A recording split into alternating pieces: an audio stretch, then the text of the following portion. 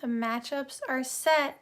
We have it. It's going to be Knicks versus Cavs and OKC versus the Spurs. So let's talk about those matchups today. So if you didn't watch Game 7 of the Cavs versus Pistons, I forgot for a second. I forgot for a second. I'm like, wait, what game did we watch? Cavs versus Pistons game. Then you saw that the Cavs blew them out. Obviously, in Game 7, anybody can win. It can go either way. But I don't know that a lot of people had the Cavs just blowing them out on their bingo card. Because, you know, the thing about the Pistons that really showed in this series, which I talk about every year when it comes to the playoffs, experience matters. And you could see, despite the fact that like I was, definitely giving them so much credit because they had a nice mix of young athletic guys and some good veterans like Tobias Harris, like Karis LeVert, guys who have been there, done that, can help lead the younger guys, and give them advice and help them in these, tough playoff spots where they haven't been before. So I'm not taking back that. I do think that's still true. But we're talking about a Cavs team that definitely has way more experience, especially in their stars. Donovan Mitchell's been in the playoffs, a bunch of times. Evan Mobley hasn't been there a bunch of times, but he's been there, a couple of times now. Jared Allen's been there, quite a few times. Max Strus has been there, Miami, like he went to the NBA Finals, like he's been there, done that, right? James Harden. I know the whole thing about James Harden in the playoffs. I get it, but James Harden's been to like a zillion playoffs, right? So they have the experience factor on that team, Like, yes. Again, like I said, I know the James Harden thing, and it could have gone either way because it's Game 7. But when it comes to those kind of Game 7s, when it's like the pressure is a different kind of pressure, you see who's going to show up and show out. And usually the people who have more experience, that is, that is where the experience shows up, and those teams who do have more experience tend to win. I know a lot of people remember the Game 7 of Warriors versus Kings when the Kings had just made the playoffs for the first time in like 16 years. And it was Game 7. And what does Steph Curry do? He goes crazy. He drops 50. Like, he was not going to let them lose. And the Kings literally, like, there was nothing they could do. Now, granted, we're talking about Steph Curry, right? So, like, nobody can really stop Steph Curry. But they... not prepared is not the best way of explaining it, but for lack of a better word, the Kings were not prepared for that to be a Game 7, right? Like, that's what Game 7s are. And when you have someone like Donovan Mitchell, who is desperate to get to the NBA Finals, he's been to so many playoffs, right? He's in his prime still. That's where the Cavs, well, not the only way, but that is where the Cavs really had the advantage over the Pistons in this Game 7. Like, they made it abundantly clear, like, we are going to win this game, right? Like, they took it and ran with it. So, congratulations to the Cavs. So now we have Cavs versus Knicks. This is going to be a very exciting matchup. This is a matchup that I think a lot of us thought would happen maybe last year, if I remember correctly. I know that people thought, I'm trying to remember if that was last year or the year before, because obviously the Knicks, didn't play the Cavs. They played Boston in the second round, and the Pacers in the Eastern Conference Finals. But my memory's a little fuzzy right now, so I'm trying to remember if the Cavs were the number 1 seed last year, or if that was the year before. I think it was last year, though, but don't quote me on that. So we were all anticipating Cavs-Knicks matchup at some point in the playoffs, last year or the year prior. Didn't happen. Now we get that matchup. Different teams, now the Knicks have Cat. the Cavs now have James Harden.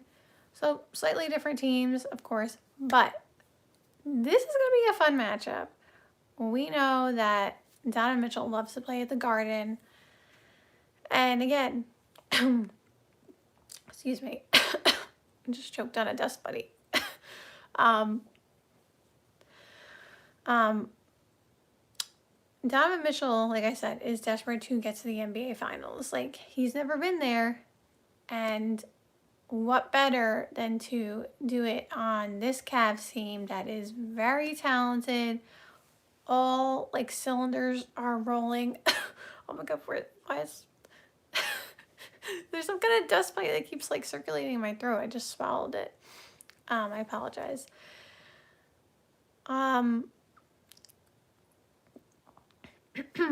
So this, sorry for the pause. So the Knicks, of course, they want to get to the NBA Finals. Jalen Brunson, you know, he's never been to the NBA Finals. Neither has Kat. Mikal has been there, of course. OG has been there. And they have a very talented team. They are loaded as well. I said before the season started, I said I'm picking the Knicks to come out of the East. I said it's either Cavs or Knicks. And we're going to get one of the two. So I'm going to be right either way. But I still do think it's going to be the Knicks. I just think they are more, not even just talented than people give them credit for, but they have a deep roster. People, even with the additions that they made, people were still saying like, oh, like something's off about them. And granted, like sometimes they didn't look the best, you know, during the regular season, but I'm like, nah, like this team, when the playoffs roll around, like I always say, you got OG and Mikal, two of the best wing defenders, and OG will be back and healthy for the Eastern Conference Finals. And he got a lot of rest because they were off for quite some time. So this was the best thing for the Knicks, that this went to Game 7 because it gave OG as much rest as he could. So OG's healthy. And then Jalen Brunson, I always talk about it. In the playoffs, you need players, as they say, big-time players make big-time plays. And Jalen Brunson is that guy. He will make... There's a reason, you know, he's Captain Clutch. Like, that's his nickname. Because, well, one of his nicknames. Because he shows up in the clutch. And playoff games, I know it can vary, but playoff games, the idea is that they are going to come down to the wire, to the last minute. And you need, when the money's on the line, when you need a 2-point basket just to win the game, I would put my money on Jalen Brunson among other, you know, players as well who are clutch like that. So Jalen Brunson is going to do that. He's going to make those like he's not just going to take them, he's going to make them. And so that's a big reason why I favor the Knicks in this series, because I just know when it comes down to it, regardless of what happened the entire 47 minutes of the game, Jalen Brunson, if he has the ball in his hands and he finds himself open enough to take a shot, it's likely going in. And then the Knicks win that game, right? So that's one thing. The other thing is that one of the Cavs' advantages is that they have the double big lineup with Mobley and Jarrett Allen. The thing that the Knicks have to counteract it is not even necessarily a double big lineup with Kat and Mitchell Robinson, which you could say they have that also.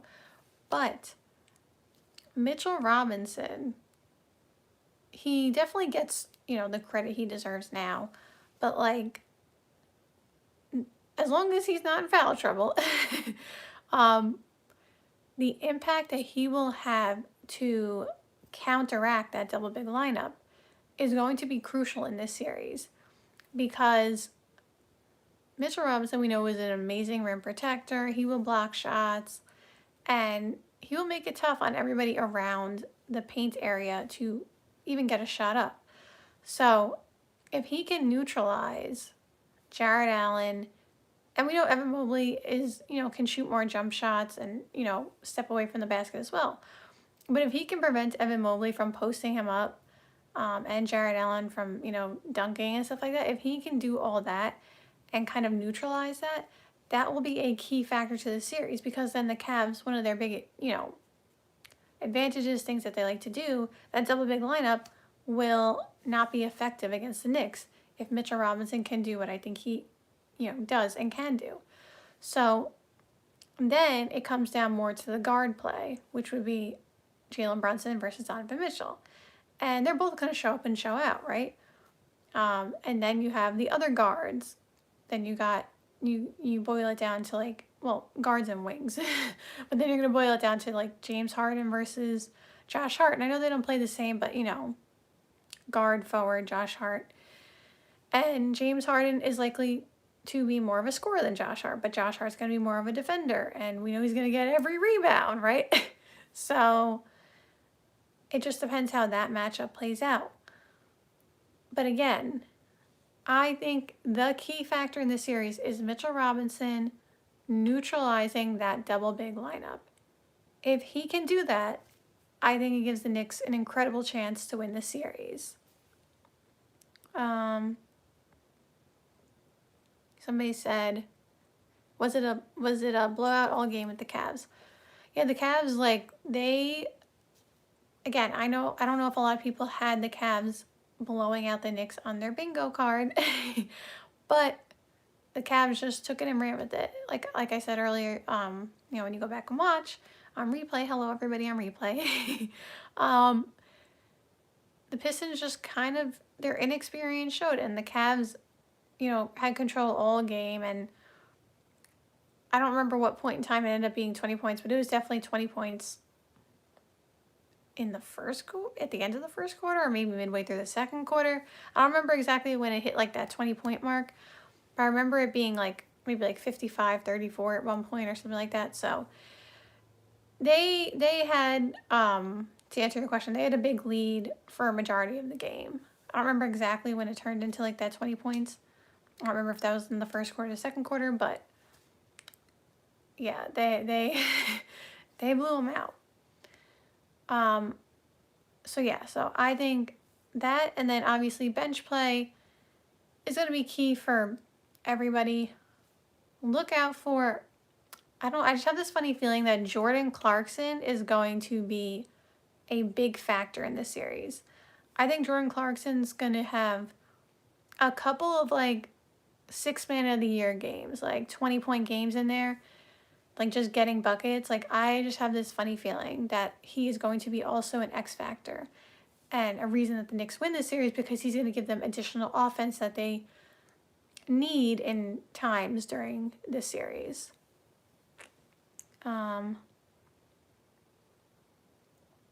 Somebody said, because Harden and Mitchell will be on and off, and glad they got to the conference finals. Yeah, we know the James Harden, the stigma around him in the playoffs, but we'll see what happens in this round. The pressure is definitely going to be on, not because James Harden hasn't been to a conference finals before, because he has with the Rockets, but playing at Madison Square Garden, oof, that's tough. So I do have the Knicks winning this series. I'll say in 6. I don't think it'll be a sweep. I don't think it'll be 5. I think it'll be Knicks in 6. And then quickly let's talk about OKC versus Spurs, because I know that is a highly anticipated matchup. Wemby versus Shea. This is going to be fun. Now, we have 2 young teams, so but OKC did win the championship last year. They have that additional experience on top of having Hartenstein, Alex Caruso, all that stuff. So OKC clearly has more experience than the Spurs, and that's kind of going to factor into what I'm saying here. I think Wemby's going to be big time. I think Wemby is going to crush it this series. Like, I would not be surprised if Wemby averaged like 35 and 12 rebounds and 4 blocks. Seriously. I think Wemby is going to do that. But I do think the inexperience of the Cavs, of the Spurs, is going to be one of the reasons that they don't end up, winning this series. Someone said he is the key. Yes. Wembanyama is always going to be the key. But, like I said, I think Wembanyama is going to be awesome. I think he's going to show up and show out in this series. And I expect him to really try to put the team on his back if he can. But I think in the end, OKC, their depth, their experience, Jalen Williams is going to be back and healthy. He's ready. And even if Jalen Williams is at like 80%, that's still a big addition to the team.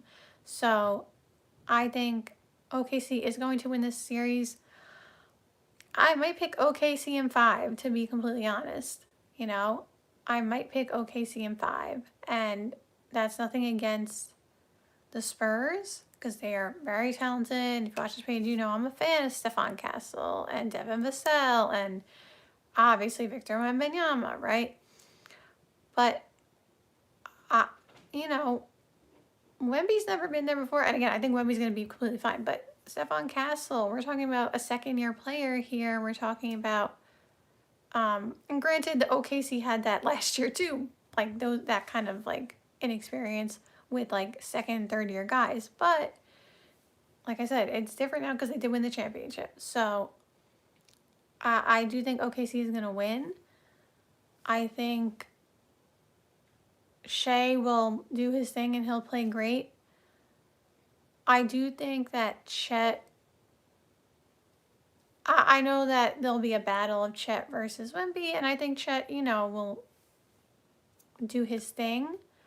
But I think Wemby will, I don't even want to say severely because I'm not trying to be mean, but I do think Wemby will severely outplay Chet in his matchup, and as we expect him to. Like, I'm saying Wemby's going to average like 35, 12, and 4. I don't expect Chet to average 35, 12, and 4. And that doesn't mean he won't play well, but, 35, 12, and 4 is crazy. So, I do think it's just going to end up being OKC in the end. Someone said, hope you're doing well and go Knicks. Yeah, we talked about the Knicks earlier. Thank you for asking. I am doing okay.